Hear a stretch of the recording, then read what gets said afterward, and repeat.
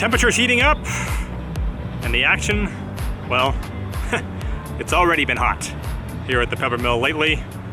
Let's jump into one of these games. Hopefully we can get into the main game sooner rather than later and have things go as they've been going, because they've been going unbelievably well.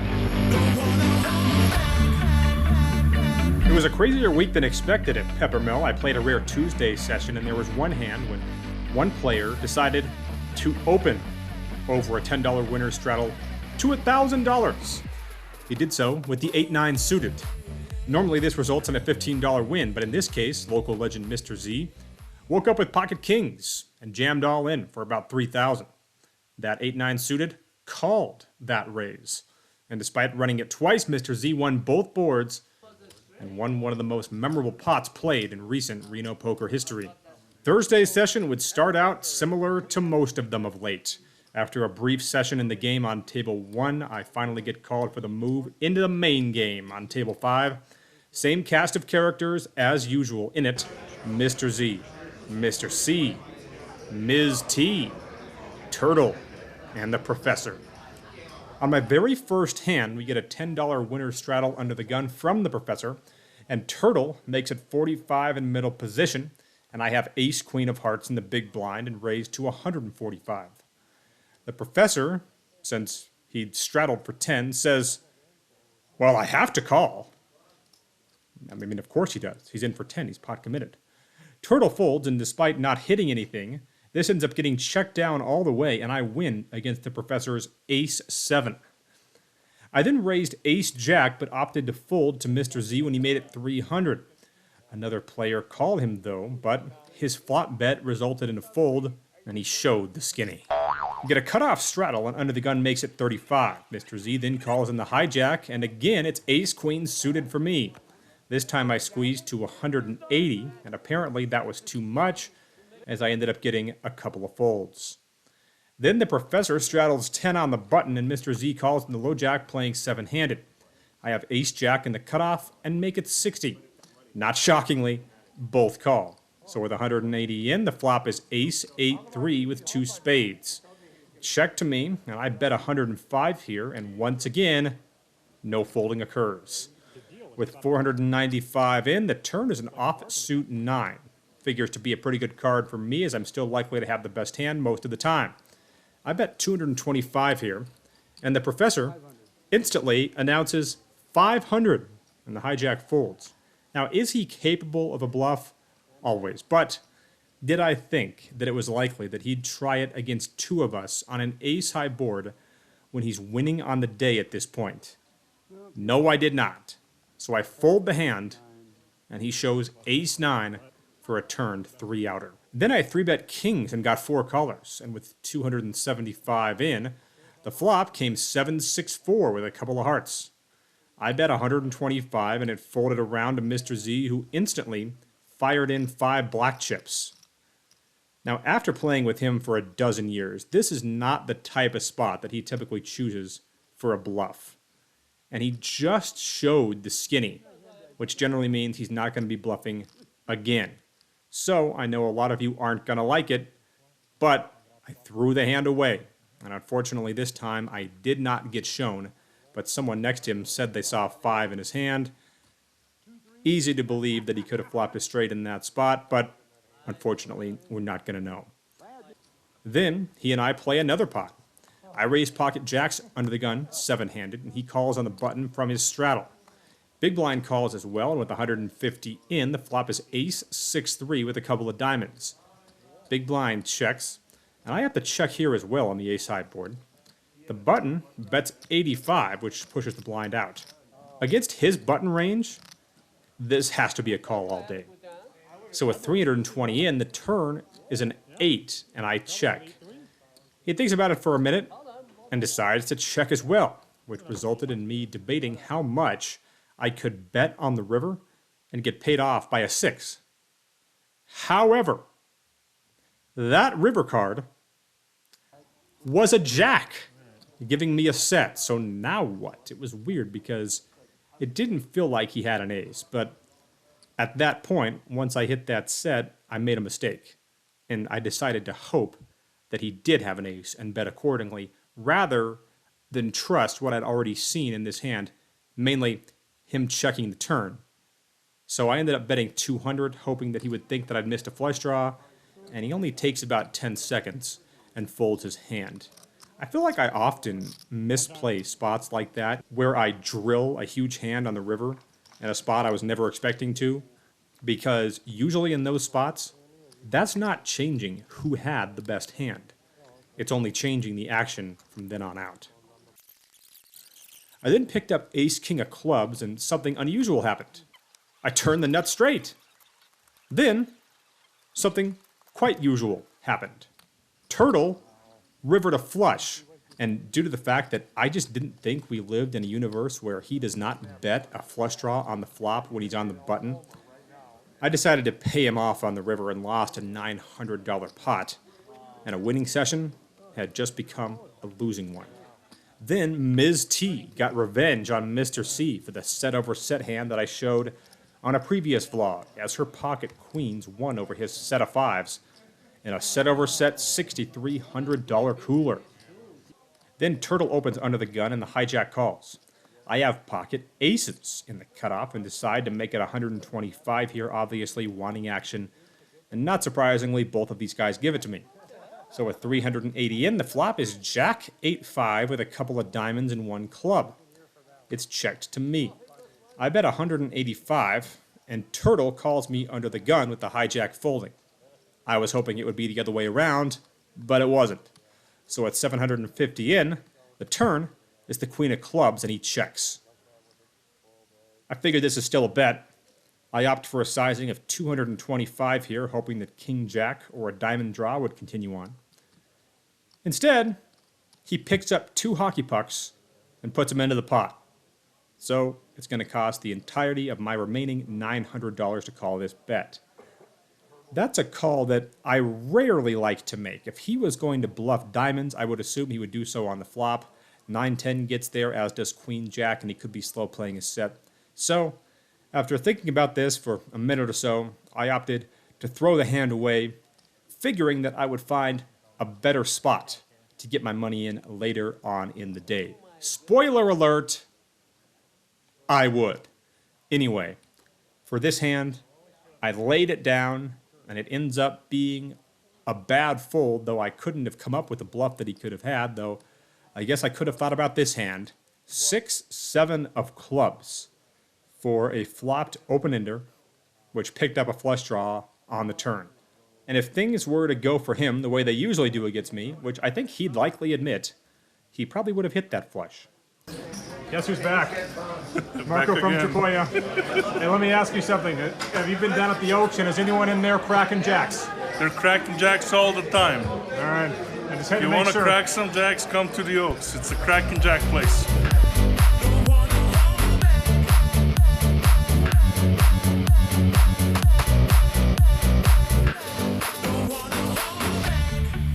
The action picked up. Mr. Z value bets a hockey puck on the river against the professor and gets paid off. His 2-pair good in a spot where he got max value, and his big week would continue. In fact, it took all of one hand for it to continue, when his trip nines beat pocket queens, and another $1,000 was headed his way. He was officially in beast mode. Things for me at that point were going the opposite of how they were for him. I was down over half my buy-in at this point and was trying to overcome the sting of making that fold with pocket aces against Turtle. I'd pick up pocket deuces in early position and decide to just call the straddle and hope whatever raise I would have to call to set mine wasn't going to be that big. Ms. T and the professor come in as well, and it's Mr. Z who makes it 50 out of the big blind, which obviously I call, as do the others. So, with 200 in, the flop is Jack 9 deuce rainbow with 1 heart, giving me bottom set. Big blind bets 85, and with a rainbow board out there, I really wanted to keep the professor in this hand, based on the fact that he'd made it clear that he was in punt formation at that point. So I smooth call here, and Ms. T comes in as well. So with 440 in, the turn is slightly above average. The deuce of hearts giving me a pair of deuces. And another pair of deuces. check to me, and I make a very small bet here. I think most of you would do the same thing. The professor calls, and to my delight, Ms. T raises to $1,000. At this point, I really kicked myself for not adding on to my stack when I had the chance. But who knows? Maybe that would have affected the way she played it. So my remaining $475 obviously goes into the pot here. The professor has a hard time folding his pair of nines, which I just thought was kind of funny. But he does manage to do it. So it's me and Ms. T in a $1,650 pot. Nice to have the nuts. She ends up showing Jack 5 of hearts for a pair and a flush draw, which I only got to look at because the 6 of hearts hit on the river. So after digging out of the hole, I wasted no time getting back into it. As I was stacking chips from that hand, I picked up ace 10 of diamonds in the straddle, and the professor called my raise. I lost about $400 to him because I flopped a pair of 10s and the nut flush draw, but his 9-3 of hearts, which he called a raise with, improved to trips, and I paid off his river bet with a pair of 10s despite missing my flush. How about that for back-to-back hands that I'm up against? The Jack 5 of hearts and the 9-3 of hearts, both of which had to call raises pre-flop. I think it's safe to say this game's pretty good. By the way, did I ever mention that the Peppermill finally removed the flying saucer-looking chandeliers that do nothing but obscure their wonderful big TVs? So they're now gone, and it's much easier to watch Giants baseball in that room, which I appreciate. Then I call the 10 with pocket 6s, and the straddle makes it 75 more, which I call as well, which of course was my plan when I just limped in. We go 4 ways to a flop, and with 340 in it comes King 3-4 rainbow, and the big blind checks, and the under the gun raiser makes it 85. This just screamed weakness to me with that sizing, and I opted to see the turn, hoping the other player would fold, and he did. So with 510 in, the turn is another king, and no one bets. The river is a deuce, and again, he checked. Seemed a little thin for me to value bet, though I actually did consider it with pocket 6s here. I check back, and he says ace high, and pocket 6s take down a pretty nice pot unimproved. Then I pick up ace 3 of spades in the straddle, which comes in the cutoff. Middle position raises to 35, and the low jack calls. As you can imagine, because I'm talking about it, I call the 25 more here, as does one other player. So with 140 in, the flop is queen 7 deuce with a couple of spades giving me the nut flush draw. Middle position bets out for 85. And I decide to raise to 220 here. Folds back to him, and to my amazement, he decides to 3-bet this flop to 485. Now with position, and nearly half of that already invested, I'm obviously going to be making the call here. So with 1110 in, the turn is an offsuit 4. Playing 1300 effective, I don't hit my flush, but obviously I have added a gut shot. Part of me expected him to just blast this like crazy and go full pot, putting me in a tough position. But he doesn't. He puts me in an extremely easy position, and he bets less than 1/5 of the pot, making it 200. So needless to say, once again, I'm not folding. I guess you could make an argument here for jamming all in, but he's already invested so much that a fold just feels like a tough ask. So with 1510 in, the river is a beautiful 8 of spades, giving me the nut flush, and he decides to check.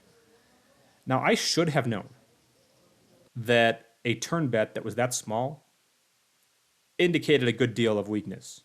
And I probably should have bet only about a quarter of the pot on the river here to try to get paid off by a queen. But I didn't do that. I bet half pot, which he almost immediately folds to, showing ace-queen face up. So we drill the river but don't get paid off. But either way, things have definitely turned around. Getting overly greedy on the river is a mistake I hate to make, and it wouldn't take me long to find myself in a similar position. I'm in the big blind with 7-5 of clubs, and no one raises, so I just call the 5 more, and the straddle checks. So with 50 in, we get a flop of 4 of clubs, 6 of clubs, 9 of hearts. I actually decided to overbet this with my open-ended straight flush draw, making it 60.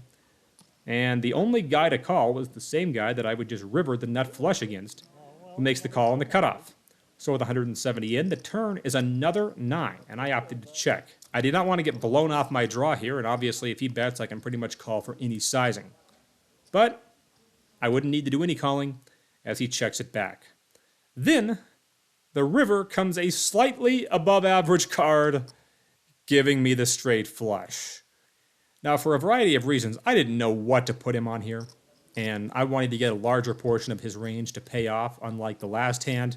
So I just bet 100, and he basically snap calls, giving us a $370 pot, which obviously we're winning. We don't get a look at his hand, but either way, we managed to turn a night that looked to be headed in the wrong direction into a nice win.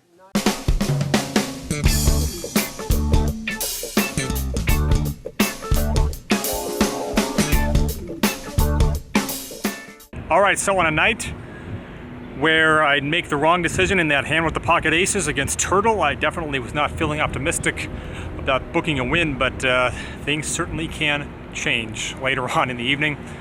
And I catch fire, partially thanks to some bonus money. I book a win of $1,650, and thanks to a friend of the vlog named Lauren, who's a big Dodger fan. He had gone to Dodgers Giants at Oracle Park. It was Matt Cain bobblehead day, the anniversary of his perfect game in 2012, and he's like, well, I can't have this damn thing in my possession because I'm a Dodger fan, so he was nice enough to give it to me. So winning on multiple accounts on the night.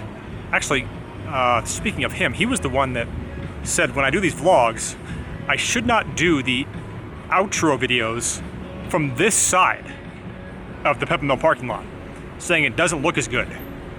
So let's give his theory a test and try it from the other side.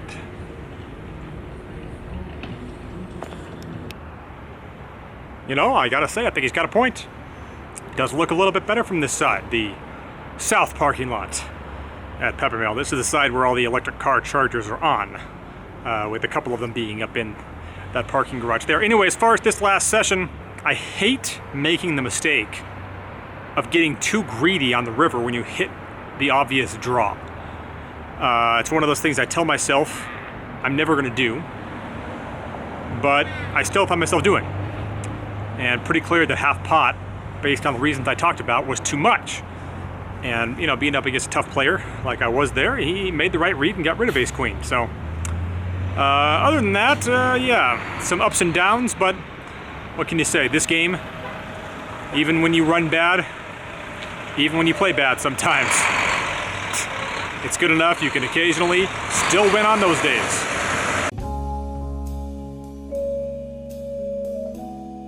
Of late, and my only goal there can be to avoid winner's tilt.